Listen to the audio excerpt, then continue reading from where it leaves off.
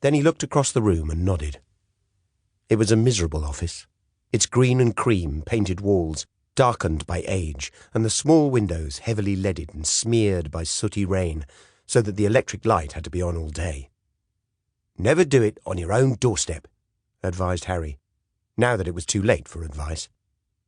Anyone other than Harry, anyone less bold, less loquacious, less well-meaning would have stopped at that. But Harry disregarded the fixed smile on his senior partner's face. "Do it with that blonde upstairs in registry, or that big-titted German bird in Waffen-SS liaison. She puts it about, they say, but your own secretary." Harry Woods pulled a face. "You spend too much time listening to what people say," said Douglas Archer calmly. "That's your trouble, Harry." Harry Woods met the disapproving stare without faltering. "A copper can never spend too much time listening to what other people say, Super. If you faced reality, you'd know. You may be a bloody wonderful detective, but you're a shocking bad judge of character, and that's your trouble." There weren't many detective sergeants who would dare speak to Douglas Archer like that.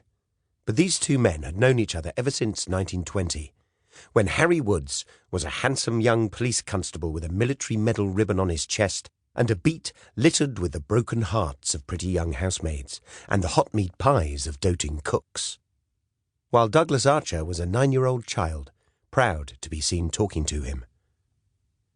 When Douglas Archer became a green young sub-divisional inspector, straight from the Hendon Police College, with no more experience of police work than comes from dodging the proctors in the back streets of Oxford, it was Harry Woods who had befriended him. And that was at a time when such privileged graduates were given a hard time by police rank and file. Harry knew everything a policeman had to know, and more. He knew when each night watchman brewed tea, and was never far from a warm boiler house when it rained. Harry Woods knew which large piles of rubbish would have money under them, never taking more than a third of it, lest the shopkeeper found some other way to pay the street cleaners for their extra work.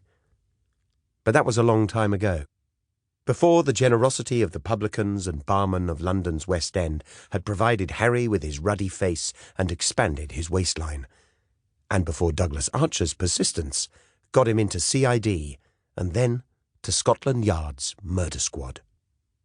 "C Division have got a juicy one," said Harry Woods. "Everyone else is busy. Shall I get the murder bag ready?"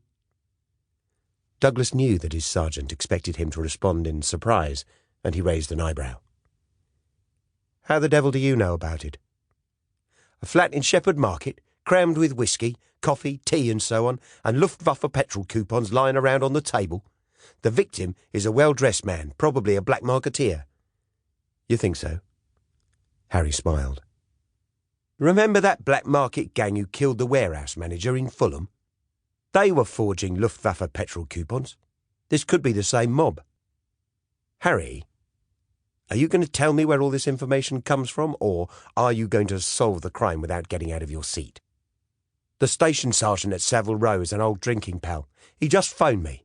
A neighbour found the body and told the police." "There's no hurry," said Douglas Archer. "We'll move slowly." Harry bit his lip. In his opinion, Detective Superintendent Douglas Archer never did otherwise. Harry Woods was a policeman of the old school, scornful of paperwork, filing systems and microscopes. He liked to be talking, drinking, interrogating, and making arrests. Douglas Archer was a tall, thin 30-year-old. He was one of a new generation of detectives who'd rejected the black jacket, pinstripe trousers, roll-brim hat and stiff collar that was almost a uniform for the murder squad. Douglas favoured dark shirts and the sort of wide-brimmed hat he'd seen on George Raft in a Hollywood gangster film. In keeping with this, he'd taken to smoking small black cheroots as often as his tobacco ration permitted. He tried to light this one for the third time. The tobacco was of poor quality, and it did not burn well. He looked for more matches, and Harry threw a box across to him. Douglas was a Londoner, with the quick wit and sophisticated self-interest for which Londoners are renowned. But like many who grow up in a fatherless household, he was introspective and remote. The soft voice and Oxford accent would have better suited some more cloistered part of the legal profession, but he'd never regretted becoming a policeman.